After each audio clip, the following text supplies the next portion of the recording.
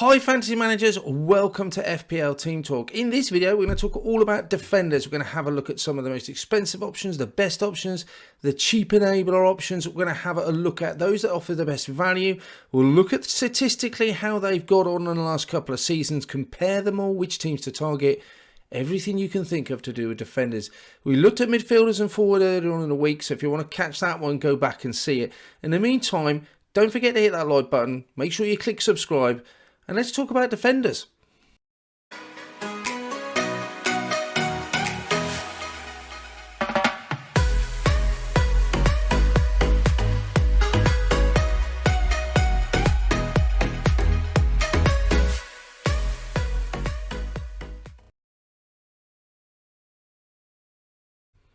On screen, I have put together the most expensive players that we have in the game for defenders. It's no surprise, based on last season, that Trent, Robertson, and Cancelo are up there. Van Dijk is 6.5. We've got James and Chilwell both at 6. They obviously missed a large chunk of last season. Matip was a bit of a surprise, probably bypassed a lot of people, but he's on 6 million. Then you've got lots of Diaz and Laporte. So we're going to touch on all these players, who's good options, and at the end look at alternatives as well. But we need to compare these players and others to see who should we be putting in their side. And I can tell you from my perspective, the team that I had at the start of this video has altered slightly towards the end of the video based on the collection of data and comparison of these defenders. So I've definitely learned 1 or 2 lessons from this. Now, whether you're playing 3 across the back or 5 across the back, we're going to assume that you can still have to play 5 defenders. How you want to fill that maybe 4th and 5th spot is up to you, but we'll also touch on the goalkeeper too, because that is an important consideration. So at the end, we'll go through 1 or 2 different options. But in the meantime, let's first of all look at some of the sides that we perhaps should be targeting. Now, the players that are obvious choices to all are going to be, we've got the 3 Liverpool players. I haven't included Matip in now. I think he's a little bit of a minutes worry for Liverpool this season. So I've got Arnold, Robertson and Van Dijk as being the most expensive Liverpool defenders. Now, their fixtures look pretty decent going into the start of the season. Fulham away, then Palace at home is a decent couple of fixtures. Man U away certainly could, I think it was going to be tricky again than it was last year. But we all know what happened in that game. You certainly couldn't rule out returns for Liverpool then. And then Bournemouth at home, Newcastle at home. Again, 2 sides that you don't expect to be free-flowing and scoring many goals. So defensively, there's attacking returns there potentially. It just looks like a really nice set of fixtures. And Liverpool's fixtures look all pretty decent all the way up until game 10. So for me, I mean, it's just a big tick, really. I think it's an absolute essential to have a Liverpool defender in my lineup. So yeah, absolutely, I want at least one. With the likes of Manchester City, Cancelo comes out the most expensive by $1 million. So he's the same as Robertson. Then you have the likes of Diaz and Laporte, both coming in at 6. I think there's the likes of Walker, Ake, Stones. Again, I'm not even going to look at those. I just think they're rotational risk. We know at the best of times Pep will rotate his players, so no one's beyond being dropped from that side or rested. But those 3, I think, are right at the top of the list in terms of being as nailed on as we can possibly find in that City defence. And their fixtures, again, look decent. It's a tricky away game at West Ham. They obviously ended up last season where they drew their penultimate game of the season. Then a lovely fixture at home to Bournemouth away. Newcastle won't be easy. Palace featuring again there as well. And Nottingham Forest. So again, their fixtures look decent at the start of the season. I don't want to be entering that set of fixtures without Man City players. Certainly, a defender has got to be top of the priority. I think they're defensively really good. Don't see that they're going to be weakened that much. If anything, with the arrival of Cucurella, that could mix things up a little bit. But I definitely want a Manchester City defender. So far, I'm already booking a Liverpool and a Man City player. And then finally, I think 2 players are complete standouts for Chelsea. James and Chilwell. We will have a little look at Koulibaly later on as well. But their fixtures, again, look really decent. Away at Everton, obviously had a reasonable end to the season, shall we say. They avoided relegation, so they did what they needed to do. Lost on the last day against Arsenal. Tottenham at home will not be easy. Leeds away, Southampton away, sandwiched either side of that Leicester home game. I think their fixtures look pretty decent as well. It looks a little bit defensively as if they've shaken things up with the loss of Rudiger and Christensen, but Koulibaly's come in, they're looking at Son and Koundé. So I think there's definitely some returns from that Chelsea side. I'm not going to read too much into their recent sort of pre-season drubbing at Arsenal. There's still a lot of time to go before the season starts in terms of preparation. So do I want a Chelsea defender? I think I definitely do. Those fixtures look really nice. And we know James and Chilwell are definitely players that we want to get on attackingly. So I think I definitely want a Tottenham, and we'll look at in a minute. I definitely want a Liverpool, a Man City, and a Chelsea asset. So which ones do I go for is the question. If I'm already booking those three in, who do I go for? Let's have a look at that Liverpool side straight away. Alexander-Arnold last year, Robertson last year. We'll look at Van Dijk as well. And yeah, we'll tap on Matip as well, 6 million. He's a cheaper. If he comes out on top, he could save us quite a bit of money. Trent just smashed it out of the park. His XGI 0.47. It was the number one rated across FPL, given the amount of games he played. No one came near him. Anyone who played over 10, 12 games, he was top comfortably. Robertson was right up there in the top 3 as well, 0.3. He was brilliant. Van Dijk, 0.11. Nothing special to write home about. And just above him, Matip. For a centre-back, you know what, 0.15 is not that bad. And remember, you're paying a lot less for Matip. So the year, in terms of the actual goals and assists output for those, Trent just dealing in so many assists. We know how lethal he is at crossing the ball in there. 2 goals, 12 assists was decent. Robertson actually outscored him in terms of output there. 3 goals, 11 assists. He gets more points for that goal. So he would have outscored him in terms of just pure goal involvement. But he didn't play as many games, Robertson. 3 goals, 3 assists for Van Dijk, and the same for Matip. So you wonder whether Van Dijk is a better option than Matip. I think purely on grounds that Van Dijk is just so much more likely to play. I think you would have to go for that. 6 million for a defender that isn't going to get the game time, or you worry he's not going to get game time, rules him out. And in terms of goal involvement, I'm just not interested in either of those 2 assets. I think Trent is as nailed on as Van Dijk, as is Robertson. I'd rather pay the extra $500,000 and go to one of them than have Virgil or a Joel Matip. So I'm just going to get rid of those 2. I am not interested in them. The last 10 games was interesting. I was kind of, when I looked at this, thought, is there a case here for Robertson? $500,000, saving myself $500,000. Did he actually outperform Trent in the last 10 games? I had a feeling that he did. But in terms of XGI, 0.4, Trent was still up there. And Robertson was down to 0.27. So the last 10 games they played, Trent still smashing it. So for me, I think, initially I've gone Robertson in my initial draft. I think Trent, on the basis of what I've looked at here, he probably is worth that extra $500,000. So I'm pretty happy on spending it and going Trent. So he becomes that first man on my sheet. I've got no bones about putting Trent in. $7.5 million. I think he's absolutely worth it. He's the most expensive defender in game, but he's nailed in a Liverpool side with good fixtures. I absolutely want to go for him. I have to have a Liverpool asset in there. I'm not going to negotiate with that. If you wanted to go Robertson and save yourself $500,000, depending on your budget and where I was going to put it, yeah, I can absolutely understand that. But one of those 2 for me have just got to be in.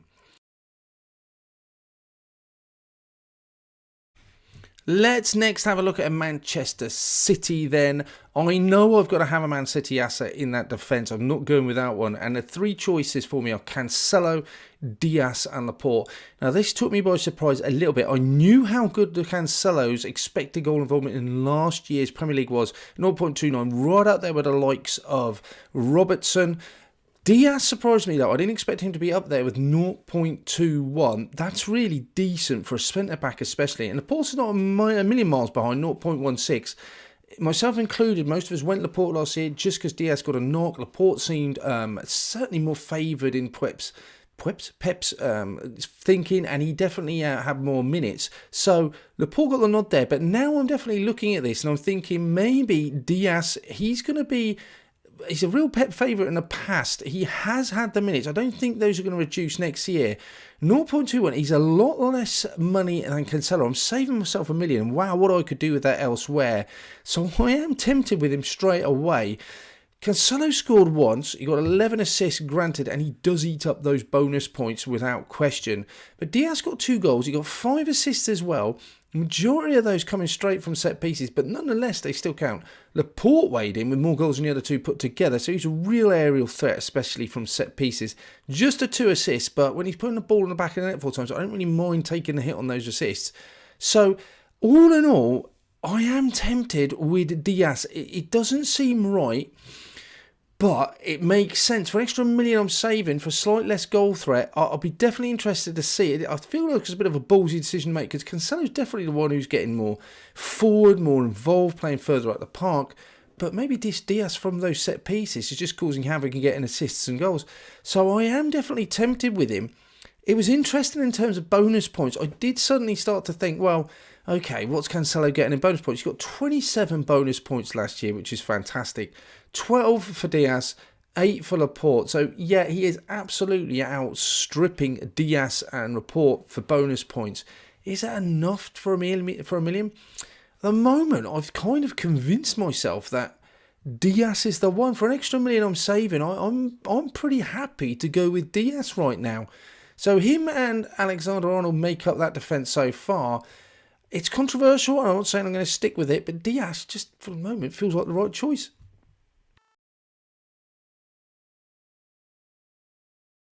Let's have a look at Chelsea now. They're that third slot that I want to fill.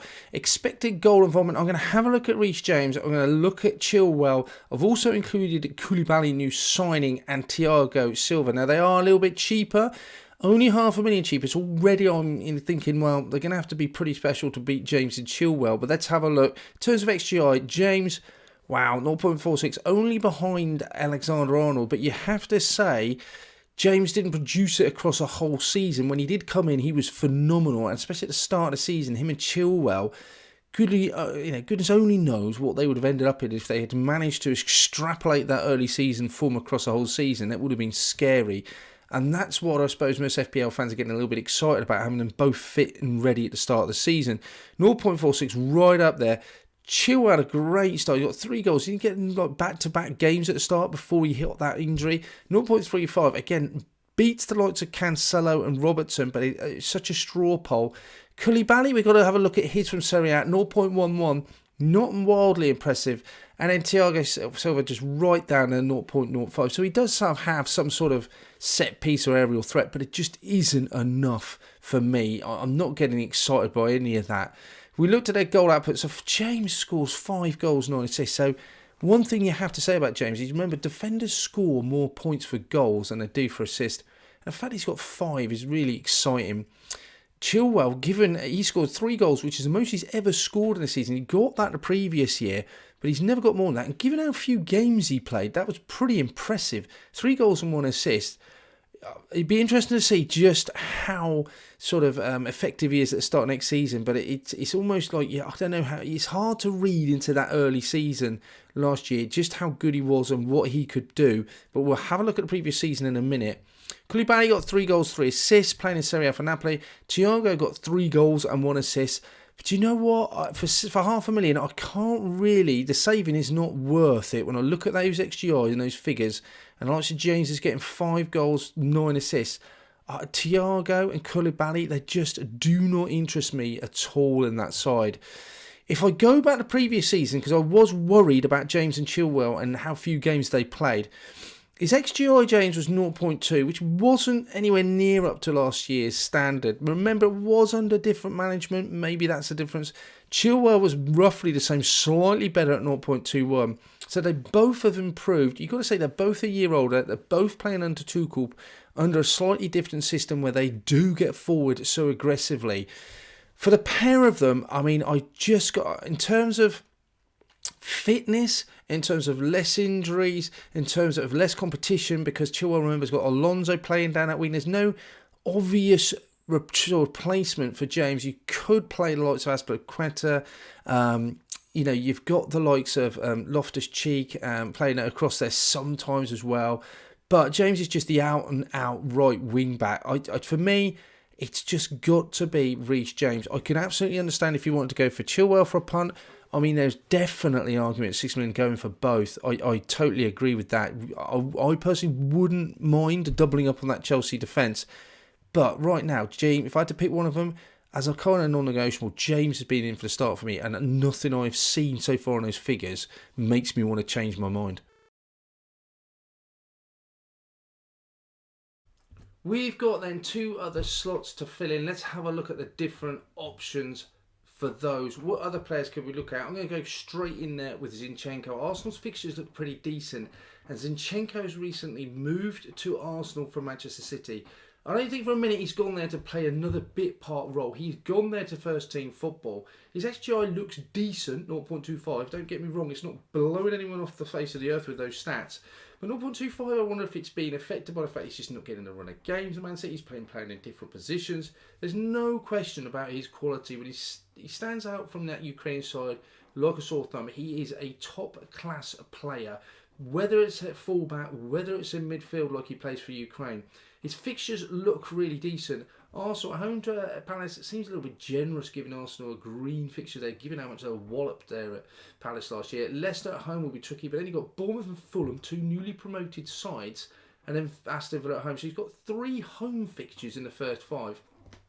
The fact that the day he was signed, the following day they had a friendly against Chelsea, and he was straight in there. Arteta said he just really wanted to get involved. I could see how keen he was to play. So he gave him the 45 minutes, albeit left back. It could be that he goes up into midfield, and as an NFPL asset, down as a defender, playing in midfield would just be priceless. Whether it's midfield, whether it's playing at left back, I'm not going to expect him to be getting on the score sheet too often. But for 5 million, that XGI, those fixtures, and the fact he's nailed on an Arsenal side, just all add up. I'm not messing around with Zinchenko. He just comes in for me straight away. 5 million just is a bit of an enabler. Arsenal defence, getting forward. I just think he's in for me. I'm not messing around anymore. I don't want to double up on an Arsenal defence. I'm not that keen or confident of them. But Zinchenko gets into the side. That leaves me one other slot. Now, if you just purely want to fill it with midfielders, if that's we want to play a 4-4-2 formation, a 4-5-1, then the obvious choice is Nico Williams to save you money. His XGI 0.11. That's over the last 3 years. Last year, I think he got 1 assist in about 6 minutes football. Can't remember what it was. So he ended up with something like a 9 XGI, which was ridiculous. So after those 3 years, 0.11. Fixtures for Forest look okay. But you know what? I'm not even bothered about the fixtures for Forest. They're a newly promoted side. They're a bit of an unknown. They've spent money. They've definitely improved that side. It'd be interesting to see how they adapt to the Premiership. But I'm not going to start taking punts at this stage in the season and wading into a newly promoted defence. He is nailed. He's going to play. He's cheap at 4 million. He's about the cheapest playing defender that we've got in the game. So for that reason, he comes in if you want to play and distribute your money elsewhere. He sits on a bench. If he needs to come on and get you 2 points, he can. If he gets more than that, brilliant. But otherwise, Nico Williams for a 4 or even a 3 at the back formation, I think is an absolute must. Other options then, if you were looking to go 5 or you didn't like one of the options we've gone through so far, I'm not really interested in anyone else other than those Tottenham players. Or Perisic, who has come in from Serie A into Milan, 33 years old. He has clearly played much further forward in his career. I think he's played up front until earlier on in his career. Then he's gone left wing, plays very far forward for Croatia. Now left wing back is where Conte played him and where he's been playing previously. XGI looks brilliant, 0.43. How many minutes does he get? That would be my concern. He's battling his place with Sessegnon over on that left-hand side. The fixtures look fine. Opening up against Southampton, third game against Wolves. Both sides that had a bit of a horror show towards the end of last season. And then Forest newly promoted side. Those look decent fixtures. But he's played so far, 20, 30 minutes of pre-season? That is it. So I'm not sure he's ready to hit the ground running. 5.5 is a lot of money to have someone unsure about starting. That money could be spent much better elsewhere. If you think you're going to start and will have to keep an eye on those friendlies, then yeah, he could be a great option. One player that I'm certainly interested in, and at the moment I'm leaning towards is Dougherty. 5 million. Feels like a bit of a forgotten man. He got injured towards the end of last season, but before that, he'd really won Conte over. 0.53 XGI. That's better than anyone else. It's just that it wasn't over enough games. And I guess it's minutes as well. On that right-hand side, he's battling against Emerson Royale, who reportedly is being trying to be moved on by Tottenham. And they've just brought in Jamel Spence. So, again, Conte has come out and said he's not his particular signing, but the club wanted to invest for the future, and he understood that. But it suggests to me that he's not got a lot of faith in someone he hasn't seen much of at the moment, and Dougherty certainly didn't let him down last season when he played. If anything, he was the first man on the sheet.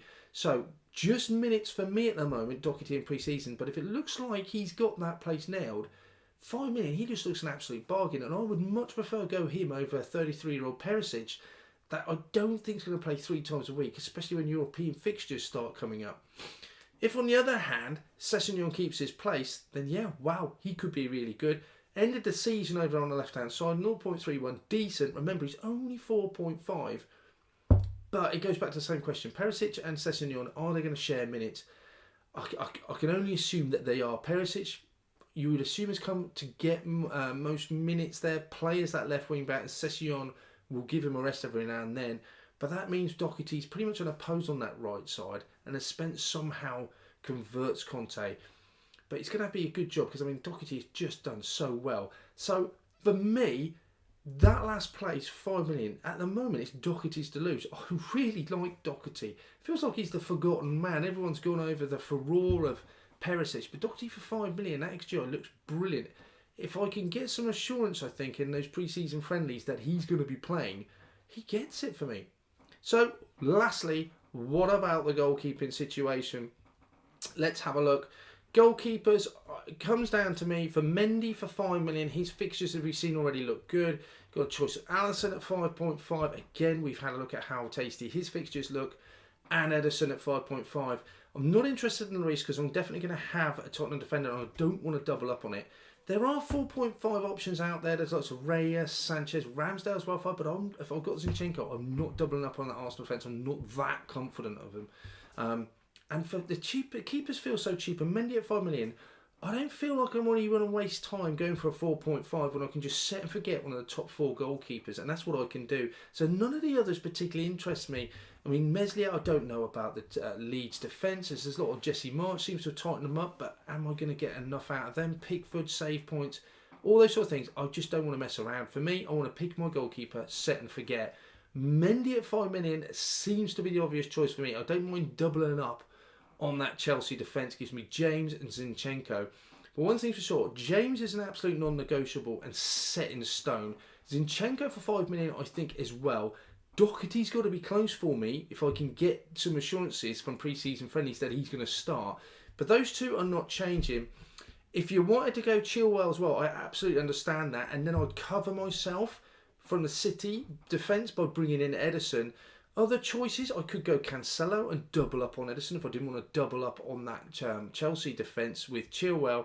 And then I could go down to a Robertson or something like that. So there's a lot of choices to have. But for me, James and Zinchenko are nailed. It's which other assets we go. And according to this video so far, what I'm leaning towards is that Diaz, Trent, Mendy in goal, and then the James, Zinchenko, Dougherty. Those would be mine. Please let me know in the comments below, what are your non-negotiables? Which defenders are you going to go for? Is there anyone you feel that I've overlooked? I'd love to hear from you. In the meantime, don't forget to hit that like button. Don't forget to subscribe. We've got lots more content coming out. 10 days till the start of the season? We're here to guide you through everything. In the meantime, take care. Speak to you soon.